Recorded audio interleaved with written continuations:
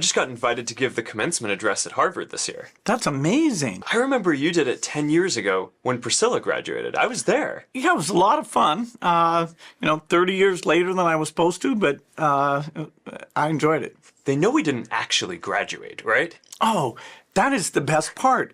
They actually give you a degree. You don't even have to go to class? No, you just put that degree on your resume and it looks great. Can you help me figure out what I'm going to say? Yeah, we should work on it together.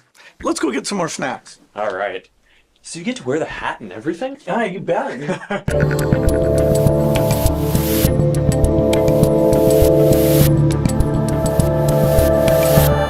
I got to be honest with you, I don't know what that was either. We all debated whether we were going to show you that thing because it seems to be making its rounds across the internet. Of course, that's Mark Zuckerberg and Bill Gates talking about Harvard. They're both Harvard dropouts, and I guess they became successful in, world domination and everything else. But what two weirdo, they don't come off as human. They are humanoid, lizard, something or other. Very uncomfortable. I don't like it very much. Anyway, it's January 3rd.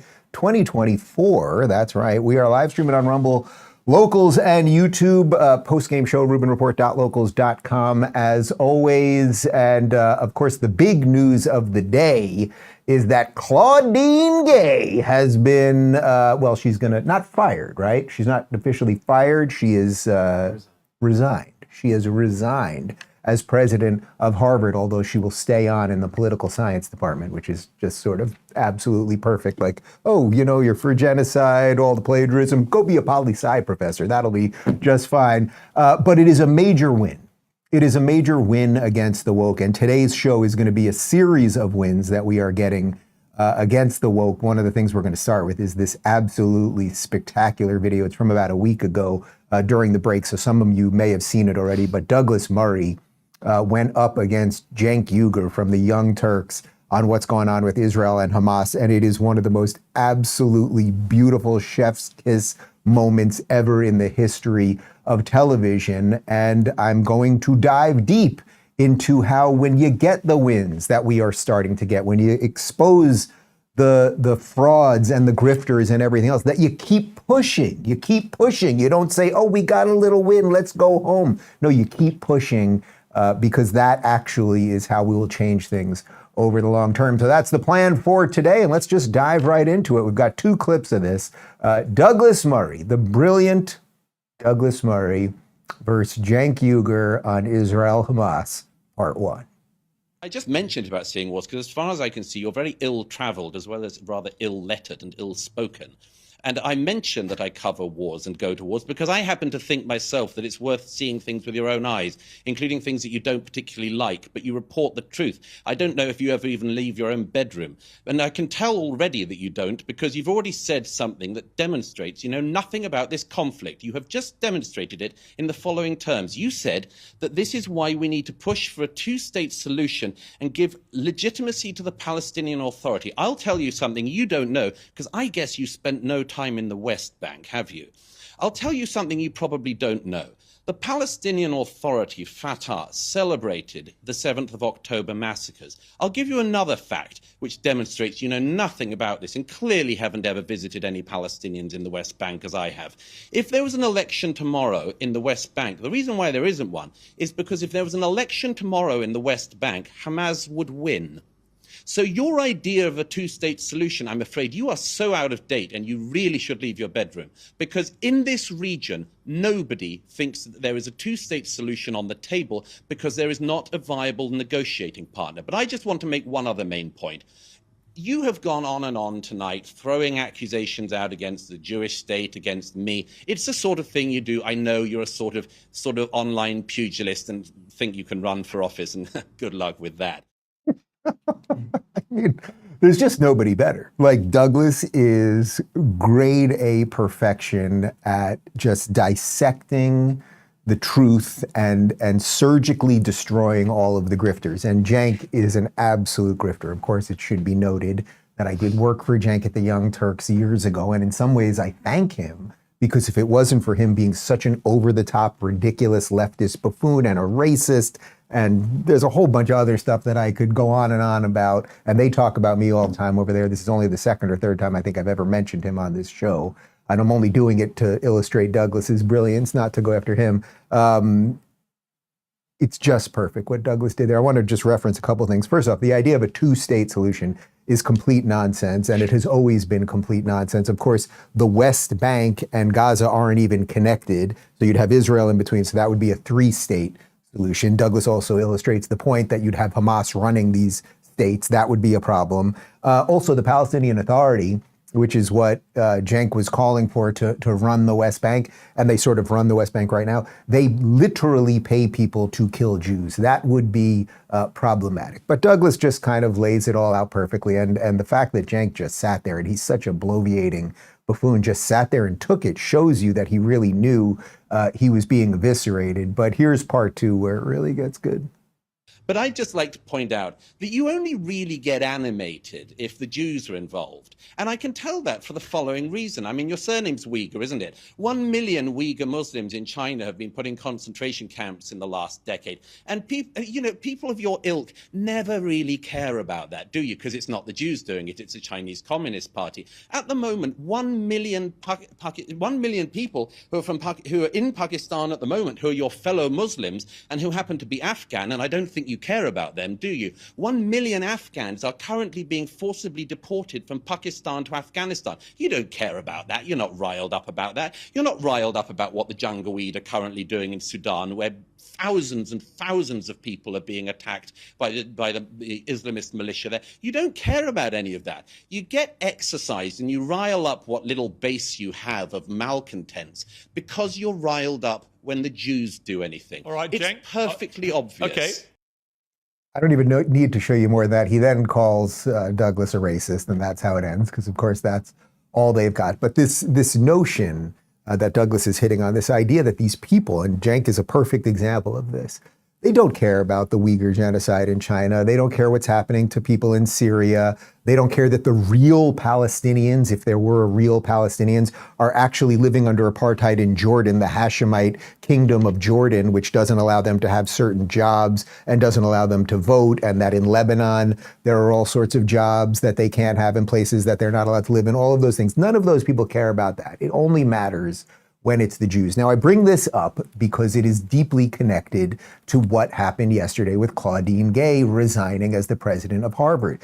The frauds are being exposed. When you put everybody in that matrix of oppression and you say these people are automatically the bad guys because of their skin color or whatever, and these people are automatically the good guys, you build up a world and you build up institutions like Harvard and so many of our media institutions that are completely fraudulent. And now, finally, after all of these years, after all of us talking about this for so long, it has burst forth in sort of the most disgusting way, right? The last 3 months, it's burst forth because of the horrific medieval barbarity of Hamas, but it's shined a light on so much of what's backwards right now. And I think good people are actually starting to get it. So we're going to expand on that in just a second. But let me talk to you about the satellite phone store. Guys, are you in the need for a satellite phone? You know, they're about to drop some of this Epstein list, and you never know what they're going to do once they do that, so you might want to get one. Well, sat123.com has made it easy for anyone to get one. Sat phones are a secure way to communicate with no tracking, and no one can listen to your calls or read your texts. The Immersat iSat satellite phone is free on a 15-month agreement, limited time only. An extra free battery is also included, $95.95 per month, no cost for the phone. 100 minutes or text are also included. Family plan multi-free phones are also available. An extra free battery for each phone is also included. These phones will work from anywhere on Earth. Cell phones work on only 7% of the Earth. If you can see the sky, you will be able to make a call. If the cellular networks go down, you'll still be able to stay in communication with loved ones, but satellite phones will always work. All satellite phone communications are encrypted. Ensure privacy by using proprietary satellite networks entrusted by the U.S. government for decades. The U.S. Senate recently issued a satellite phone for private calls and security. Satellite phones can't be tracked. Big tech can't access your data. This year in the U.S., we experienced Maui cell phone service going down on 90% of the island, 60,000 people stuck in the desert where only people with sat phones were able to communicate. Hurricanes that took cell service down. Be prepared. Be prepared. Go to sat123.com and get your family ready. Christmas time has just passed, but you can still give a gift in security and connections. There you go. All right, so let's connect the frauds the grifters, the liars, the wokesters, the people who have pushed faux racism on all of us, decided who good guys and bad guys are based on immutable characteristics. They are being exposed at accelerating rates. But let's go back to what sort of blew this whole thing up. You may remember this right before the break. This is the congressional hearing where Claudine Gay, president of Harvard, could not figure out whether calling for the genocide of Jews violated the code of conduct for the students at Harvard. And Dr. Gay, at Harvard, does calling for the genocide of Jews violate Harvard's rules of bullying and harassment, yes or no? It can be, depending on the context. What's the context? Targeted as an individual, at an individual. It's targeted at Jewish students, Jewish individuals. Do you understand your testimony is dehumanizing them? Do you understand that dehumanization is part of anti-Semitism? I will ask you one more time. Does calling for the genocide of Jews violate Harvard's rules of bullying and harassment, yes or no? Anti-Semitic rhetoric. And is it anti-Semitic rhetoric? Anti-Semitic rhetoric, when it crosses into conduct that amounts to bullying, harassment, intimidation, that is actionable conduct, and we do take action. So the answer is yes, that calling for the genocide of Jews violates Harvard Code of Conduct, correct? Again, it depends on the context. It does not depend on the context. The answer is yes, and this is why you should resign. These are unacceptable answers across the board. All right, it's worth noting again, and I know you guys know this because you're wise people who watch the Rubin Report, that her line there, when she says it crosses into conduct, the implication is that you can say whatever you want, but it's not till you beat the kid or you kill the kid or you commit the genocide that they'll do anything.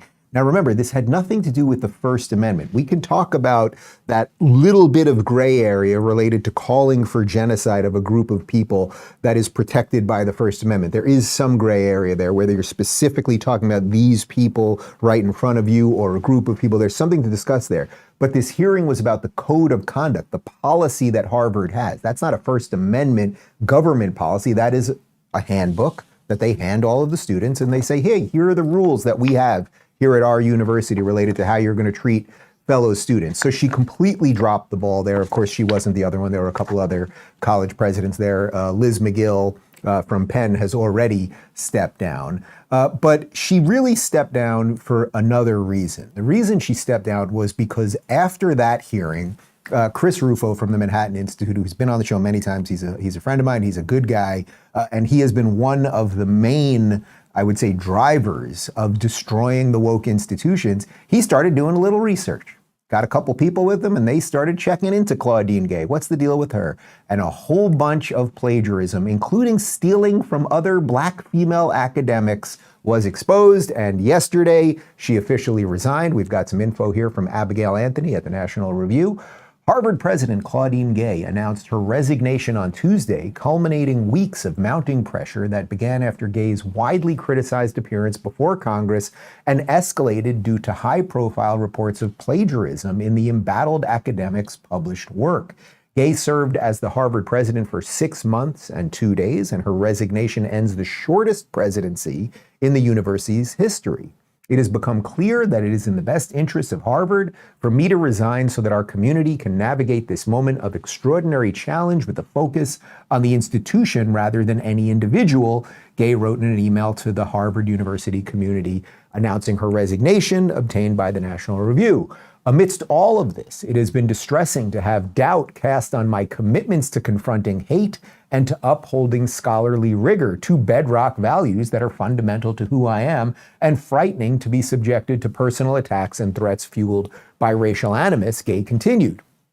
According to the statement, Gay will return to her position on the faculty. While President Gay has acknowledged missteps and taken responsibility for them, it is also true that she has shown remarkable resilience in the face of deeply personal and sustained attacks, reads an email by the Harvard Corporation. While some of this has played out in the public domain, much of it has taken the form of repugnant and in some cases racist vitriol directed at her through disgraceful emails and phone calls. We condemn such attacks in the strongest possible terms. The Harvard Corporation released a statement on December 12th reaffirming its support for Gay's leadership of the university. According to the statement, the fellows of Harvard College initiated an independent review of Gay's published work at her request, and on December 9th concluded that there were a few instances of inadequate citation. While the analysis found no violation of Harvard's standards for research misconduct, President Gay is proactively requesting 4 corrections in 2 articles to insert citations and quotation marks that were omitted from the original publications, the statement continues. National Review reported that the scholars who believed their work was plagiarized by Gay were not contacted by Harvard during its investigation. Lee Jussum, a social psychologist and distinguished professor at Rutgers University, told the National Review he's never seen anything like the plagiarism scandal involving Gay. The total of unique plagiarism allegations against Gay has risen to nearly 50, the Washington Free Beacon reported. Okay, so 2 things are happening here, right? On one hand, she won't say whether calling for the genocide of some of her students is bad or not. That's a problem, whether that's a violation of their policies. And then she gets caught in over 50 counts of plagiarism. These are the same types of counts of plagiarism that would get any student at Harvard kicked out. Now, I'm not for anyone calling up the university and saying mean things about her or saying anything racist or anything else, but you can see that the Harvard statement, it's trying to portray she's the real victim here, right? She's the victim, because clearly they're going after this black woman. Colin Wright, who's an author, he's been on the Rubin Report a couple times over the years, he tweeted this out. I thought it was quite good. Prediction: Harvard President Claudine Gay will resign, but she will not admit any wrongdoing. Instead, she will claim to be the victim of a racist right-wing witch hunt that is impacting her mental health and causing for a needless distraction for students and faculty. And you can already see, of course, this is exactly what's happening. Everyone is saying the right-wing media, the conservatives are pouncing, and this is proof of systemic racism, and they would never treat a white person like this and everything else. Now, keep in mind, Liz McGill, who is the president of Penn, already stepped down. She didn't even have a plagiarism scandal, right? She just stepped down because her answers at the congressional hearing were equally as bad, and she's white. So they took out a white woman, and now they're taking out a black woman. If anything, you would say, oh, you've done more bad stuff, Claudine Gay, because you've also got the plagiarism scandal. Anyway, let's go back about 7 months ago to when Claudine Gay got the gig at Harvard. And here's the mainstream media telling you how wonderful this woman was, and you're not going to believe why. Well, she's black. Harvard University making it history by naming its first black president. Well, for the first time in history, a black woman will lead Harvard University. Some more good news here. A Stanford alum and former professor has been named Harvard University's first black president. Their very first president of color. She will be the first person of color. First president of color. Claudine Gay will be the first president of color and second female president in the school's history. She's also only the second woman to hold that position. She will be the second woman and the first black person to lead the university. She was born to Haitian immigrants. The daughter of Haitian immigrants, Professor Gay is a widely admired higher education leader and recognized as a highly influential expert on American political participation. Harvard has always found a way to meet the moment. We have a long history of rising to meet new challenges, of converting this energy into forces of renewal and reinvention. I'm clapping for her. Yeah. Can anyone remind me what color and gender she is? I can't remember. So anyway, that's of course the way it was framed, right? That she is black and she is a woman and son or daughter, whatever, of immigrants. Apparently she's also not actually gay, which is hilarious. But just remember for just a second, had that congressional hearing happened and she was up there with the president of UPenn and the president of MIT, had she gone up there and said, you know what, actually, calling for the genocide of Jewish students here at Harvard, that is a violation of our standards and practices, of our policies, and we're going to do more about that. This scandal would have completely gone away. She would have answered the question properly. People would have been like, boy, Liz McGill and the MIT lady, they really dropped the ball on this thing. But that Claudine Gay was pretty good. She acknowledged that there is a problem there. So this has nothing to do with a group of people unjustly going after her because she's black and a woman. It is because of her faulty, that's not even really the right word, her really just absolutely negligent answer while she was testifying, and then, of course, the plagiarism scandal. So, okay, so we just showed you a compilation of what the mainstream media was doing when she was hired in the first place. What we are now going to show you, I know I say this every now and again on the show, but this might be it. This might actually be it. This might be the most insane thing ever uttered on cable news. This is absolutely extraordinary. This is a guy by the name of Matt Egan on CNN, and he's explaining a bit about her plagiarism scandal. Or was it actually plagiarism? Listen to Matt.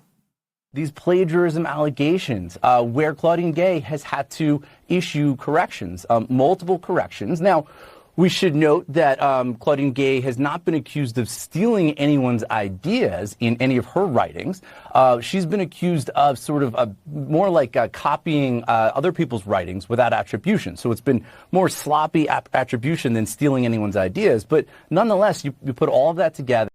I'm sorry, we have to throw back to that one. Can we throw back to that? That is just incredible. She didn't steal ideas. She just copied and pasted. Can we do it one more time? Plagiarism allegations, where Claudine Gay has had to issue corrections, multiple corrections. Multiple times. We should note that Claudine Gay has not been accused of stealing anyone's ideas yes, in any that's of her what she's accused of. She's been accused of sort of more like copying other people's writings without attribution. So it's been more sloppy attribution than stealing anyone's ideas. But the stuff nonetheless, the way they carry water for these people, you do not hate journalists enough.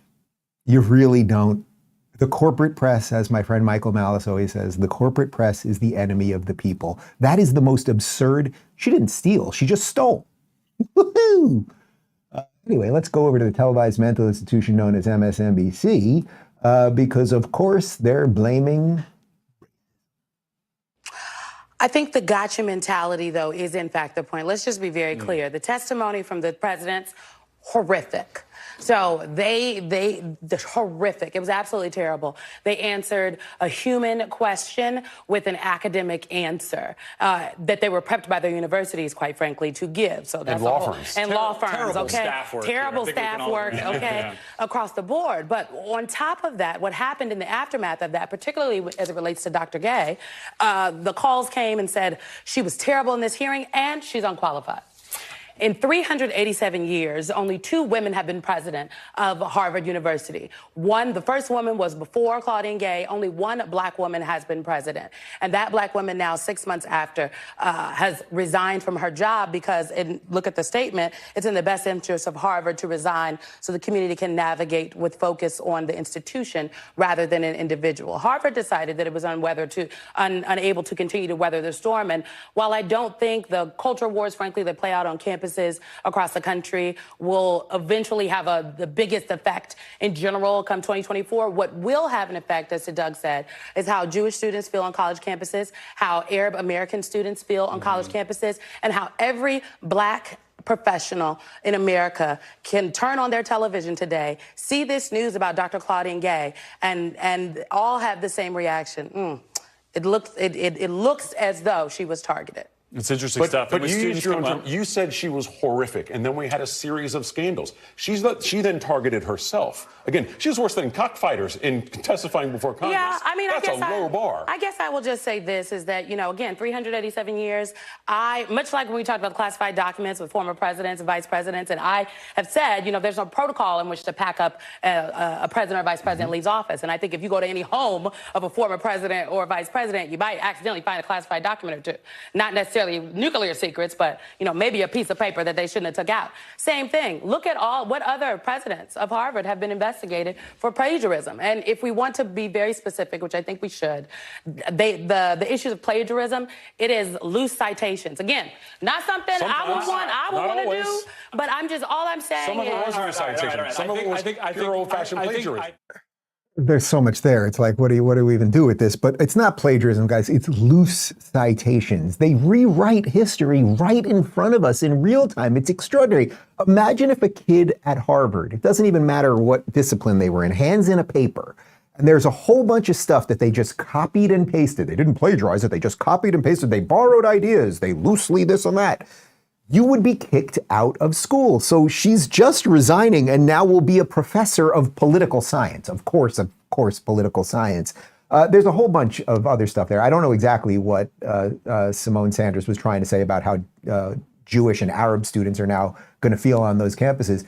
But the idea that somehow, again, they're going after her because she's black, I have no problem. If somebody out there, if Symone or any of you people who are always trying to tell us all how racist we are, why don't you guys do some digging? And every white college president who has done the level of plagiarism that Claudine Gay has done should step down or should at least be exposed. And then the school can decide what to do, right? Like, of course, this has nothing to do with racism. And again, Liz McGill, UPenn, she already stepped down. But what did I say was the theme of the show today? The theme of the show is that when you get these wins, right? When you blow up an absolute fraud and grifter like Cenk Uygur, as Douglas Murray did, or you get a win by having the plagiarist, let's say, at least somewhat racist or just deeply stupid because of intersectionality, Claudine Gay, have to resign. When you get some of these wins, you got to keep going,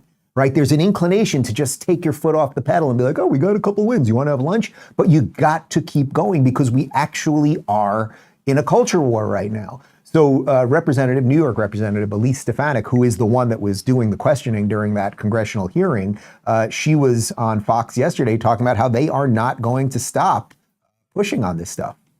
This congressional investigation is not going to stop because of the resignation of these university presidents. There are deep institutional rots in these formerly prestigious universities, whether it's their DEI offices or whether it's their anti-Semitism that we see raging on college campuses. So I think the investigation is going to uncover much, much more. This is just, about the university president on top of the institution, but it's an institutional rot that we are addressing because these colleges get billions of taxpayer dollars. And I believe, as we continue our congressional investigation, that we will uncover what will be the greatest scandal in higher education because the Harvard Corporation members themselves are complicit in this cover-up of her plagiarism and, again, most importantly, their failure to protect Jewish students on campus. All right, that's the right spirit. Again, you get a win and now you keep going. What's really going on at Harvard? How much discrimination against Jewish students, Asian students, white students have they been doing over the years? Did they get a whole bunch of professors who were not qualified, who were plagiarizing, and a whole bunch more, who had all sorts of awful ideas related to Marxism and communism and wokeism and everything else? Did they all rise up the ranks while they took good professors out? Did all of those things happen? Probably. I'd like to show you another clip of Fox. They had a really fantastic guest on yesterday, this guy, Dave Rubin. He was on to discuss this, and I thought he made a really good point. Let's watch. She alleges that her mistakes, the plagiarism accusations, were all corrected. But the Harvard Honor Council, which is a student group, says that students are not allowed to correct mistakes without penalties. So why should she be allowed to all of a sudden just go on after saying, well, we fixed all those accusations? Yeah. Well, Trace, let me answer your previous question very clearly. This is because of the plagiarism thing, not the anti-Semitism thing. These schools and schools that have allowed DEI to enter and put everybody in this insane matrix of oppression, where, again, Jews and white people are sort of at the top of it and black and brown students are at the bottom. Thus, they are the oppressed and can say anything that they want about the perceived oppressors. That's not what got her fired. What got her fired is that they now have all of these instances of plagiarism, and the very students who would be kicked out of school or at least kicked out of certain programs for doing just this, even this is too blatant right in their faces. So that's really why she's getting fired here. There's always pressure to bear, but as you noted, the board had already backed her when it came to that. It's only since the instances of plagiarism have come out that they finally did the right thing. But again, I think it's worth mentioning, the question always with these people is, okay, who's going to replace them? And is there any evidence that Harvard will suddenly get someone in charge that will be based in meritocracy and competence and anything else? Or have they already gone so down that rabbit hole of DEI and wokeness that they'll bring in someone worse? That's generally how they do it. We got to play more clips of that guy. I mean, it's nice when you get somebody on cable news who knows what they're doing.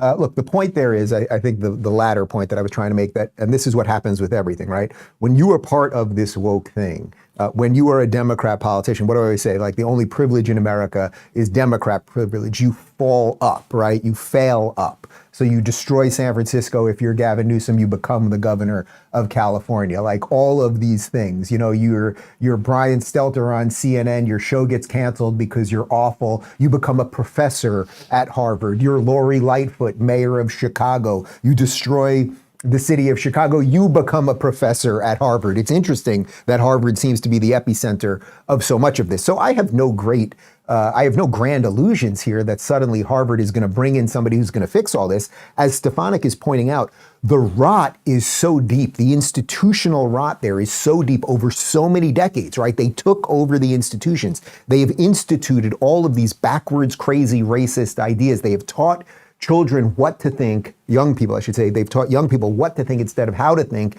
And can any of it be saved? I have no idea if any of it could be saved, but I do want to mention one other thing, which is that, again, I just want to reiterate, she is not being fired because of the anti-Semitism thing. Liz McGill was, right? They were like, all right, we'll take her out. Claudine Gay could have skated by being a black woman. Like, it would have been enough to get her through the anti-Semitism thing because of that oppression of Olympics that these people view everything through. It's only because of the plagiarism thing. The black woman thing, that card would have got her out of it.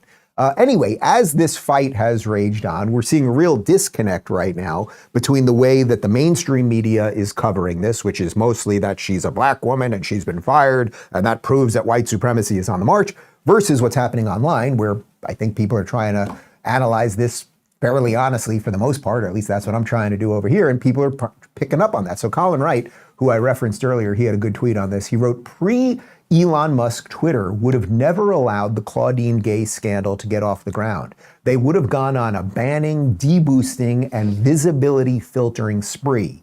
It would have not been allowed to trend. Look what we can achieve when we aren't muzzled. And Elon Musk responded, yup. So this, again, it's one of those stories that proves the importance of free speech. And relating this to yesterday's show, where Sam Harris was talking to Jordan Peterson and basically saying, you know, Elon is just addicted to Twitter, and he bought Twitter for the $47 million just because he wants his ego stroked. And it's like, actually, look what just happened.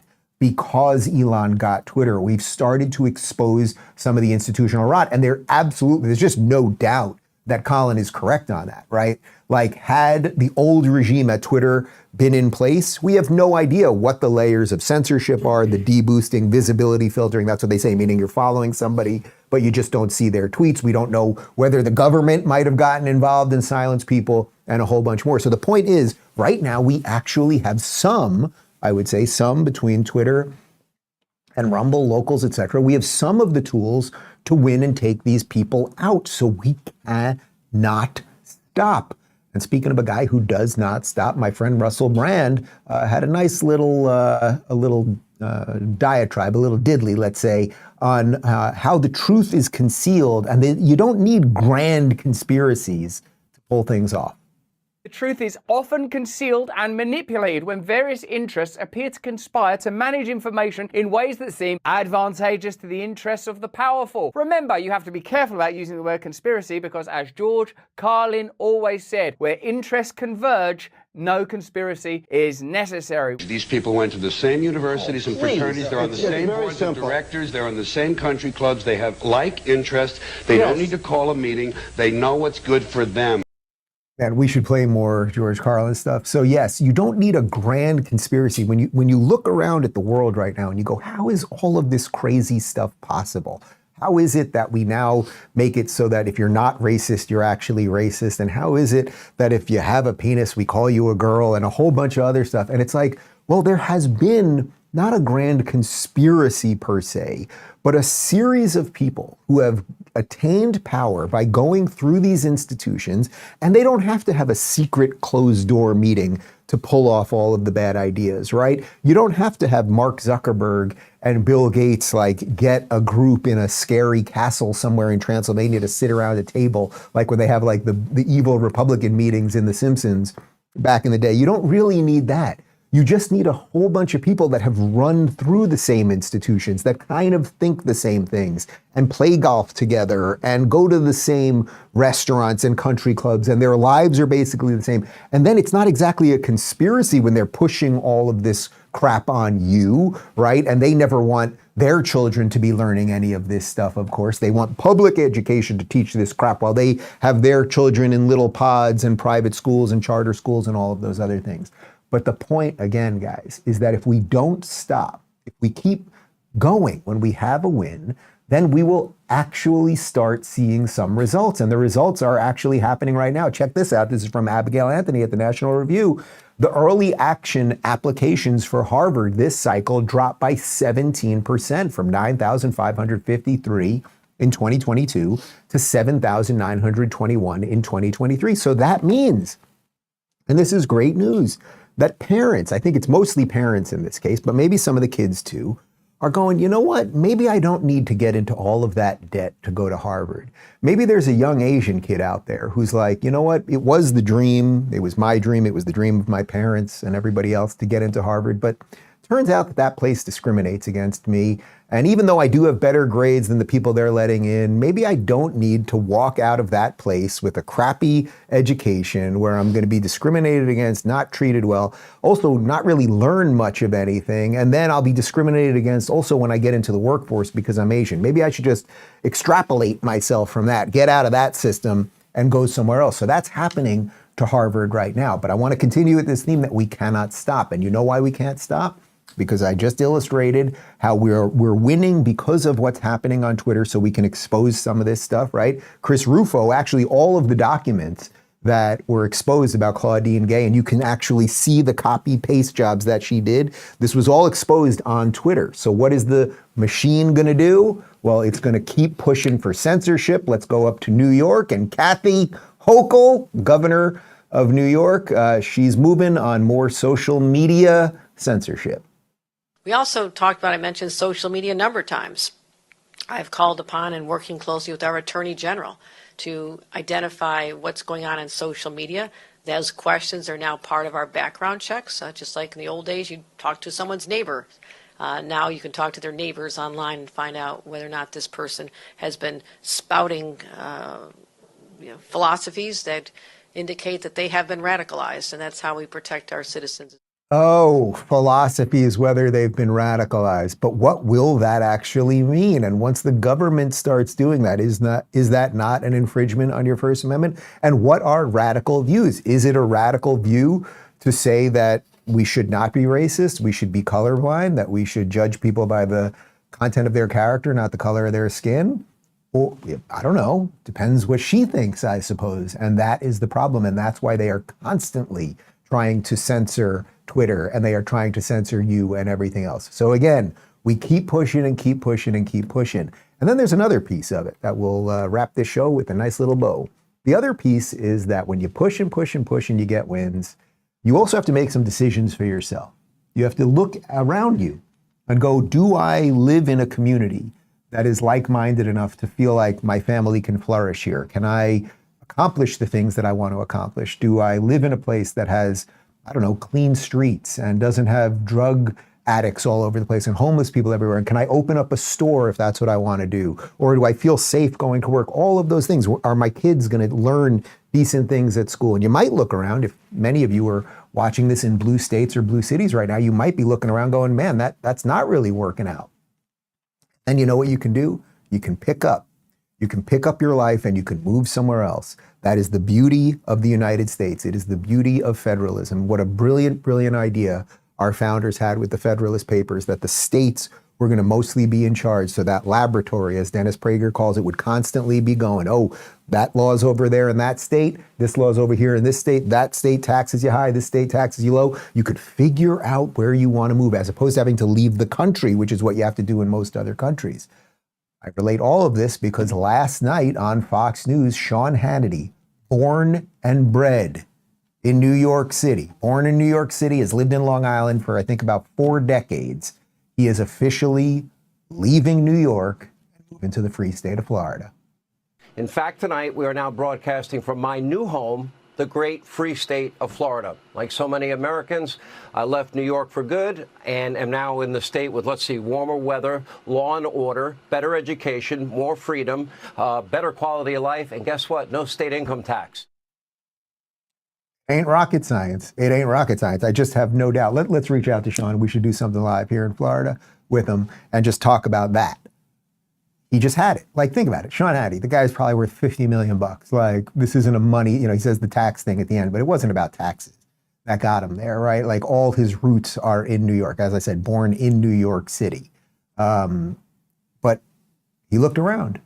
He was doing his show every day from that office in Midtown and looking around going, boy, this ain't New York City that it used to be. It doesn't really feel safe here. There are mobs calling for genocide. That's a problem when I'm on my way to work. I think I'm going to move to the free state of Florida. Anyway, it might make you think about something as we roll into the beginning of the year. Guys, People of the Internet is live at 1 p.m. And if you want to join us for the post-game show right now, rubinreport.locals.com. And we did not mention the elderly man running for president during the show today, so we leave you with a cold close of Joseph R. Biden. Enjoy.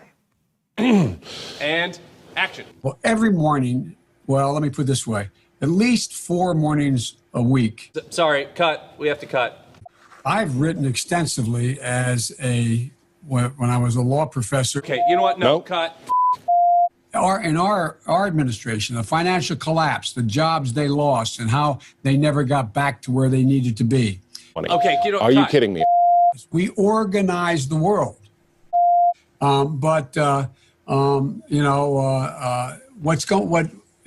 Look, the only thing I know something about is the vice presidency. Come on, cut this noise. Is I think over 130 or 40 million people. This is bullshit. Instead of having in minority communities, I'm making the number up. Things that are out there that people. I'm sorry, didn't turn off.